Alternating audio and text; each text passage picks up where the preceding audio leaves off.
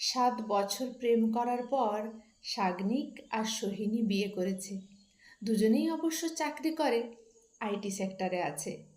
কলেজে পড়তে গিয়েই ওদের প্রেমের প্রস্তাবটা অবশ্য সাগ্নিক নিজেই দিয়েছিল। সোহিনী প্রথমে রাজি না থাকলেও অবশ্য পরে প্রেমটা ওদের হয়ে যায়। তারপর চুটিয়ে প্রেম, অবশেষে বিয়ে। সাগ্নিক সোহিনীর বিবাহিত জীবনের 1 বছর অতিক্রান্ত। বিয়ের 1 বছর যেতে না যেতেই দুজনের মধ্যে শুরু হয়েছে অশান্তি।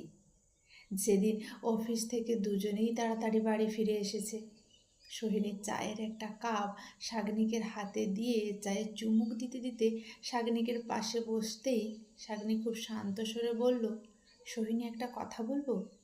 বলো। শোনো না, তুমি বরং চাকরিটা ছেড়ে দাও। একসঙ্গে দুজনে বাড়ি থেকে বেরিয়ে গেলে সংসারে কি হবে বলো তো? তাছাড়া দুজনে চাকরি করার কোনো দরকার নেই। যা স্যালারি পাই একজনের রোজগারে সংসার ভালোভাবেই চলে যাবে। বাবা মায়ের বয়সটাও বাড়ছে, ওদেরকেও তো দেখতে হবে বলো। যতই হোক দুজনের একজন যদি বাড়িতে না থাকি তাহলে খারাপ দেখায়। সেই সকালে বেরিয়ে যায় আর সেই সন্ধ্যায় ফেরা। সোহিনী হেসে বলল, কথাগুলো ভীষণ দামি কথা বলেছ। সংসার করাটা সত্যিই হচ্ছে না আমাদের। দুজন যদি বাড়ি থেকে বেরিয়ে যাই তাহলে খারাপ দেখায়। তাছাড়া যা স্যালারি পাই যথেষ্ট। একজনের রোজগার দিয়ে দিব্যি ভালোভাবে থাকা যায়। বাবা মায়ের বয়স হচ্ছে, এই বয়সে বাবা মায়ের সেবা করাটাও তো দরকার। দুজনে চাকরি করলে অসুবিধেই হবে। আমি জানতাম সোহিনী, তুমি আমার সাথে একমত হবে। আসলে অনেক দিন ধরেই ভাবছিলাম তোমাকে কথাটা বলবো, বলে উঠতে পারছিলাম না। যদি তুমি খারাপ ভেবে নাও, আজ মনে হচ্ছে আমি ভীষণ লাকি তোমাকে আমার লাইফ পার্টনার হিসেবে পেয়ে। সোহিনী চা খাওয়াটা শেষ করে কাপটা হাত থেকে নামিয়ে সাগ্নিকের দিকে তাকিয়ে বলে, না না, খারাপ ভাবার কি আছে, এ তো দারুণ প্রস্তাব। সাগ্নি, এবার একটা কথা আমি বলি। আমি তোমার অতগুলো কথার সাথে একমত হয়েছি, প্লিজ তুমি অন্তত আমার একটা কথার সাথে একমত হও। নিশ্চয়ই, তুমি যা বলবে তাই করব।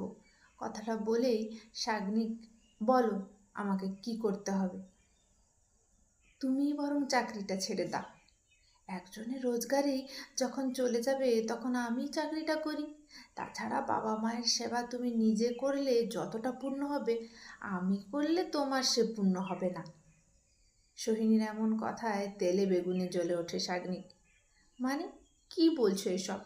সাগ্নিক, আমি তো কিছু বলিনি, যা বলার তুমিই তো বললে। আমি জাস্ট ওইটুকু স্যাক্রিফাইস করতে বলেছিলাম। ওটা যখন পারবে না তখন বাদ দাও। আমার বলাটাই ভুল হয়েছে, তোমাকে চাকরি ছাড়তে হবে। সাগ্নিকের এমন কথায় হেসে ওঠে সোহিনী। আসলে এটা ঠিক হাসি নয়, বরং সে হাসিতে লুকিয়ে আছে ক্রোধের আগুন। নিজেকে সামলে নিয়ে শান্তভাবেই সোহিনী বলে, যেটা তুমি করতে পারবে না সেটা আমাকে করতে বলো না। চাকরি ছাড়তে যদি তোমার ইগোতে লাগে, আমার ইগো বলেও কিছু আছে। কারো ঘাড়ে বসে খাওয়াটা আমার সত্যি অপছন্দের। আজকের দিনে দাঁড়িয়ে দুজনকে উপার্জন করতে হবে, তাই চাকরি বজায় রেখে সমস্যার সমাধান খুঁজে বের করাটাই বুদ্ধিমানের কাজ। সংসার তখন দুজনেরই স্যাক্রিফাইস করা উচিত।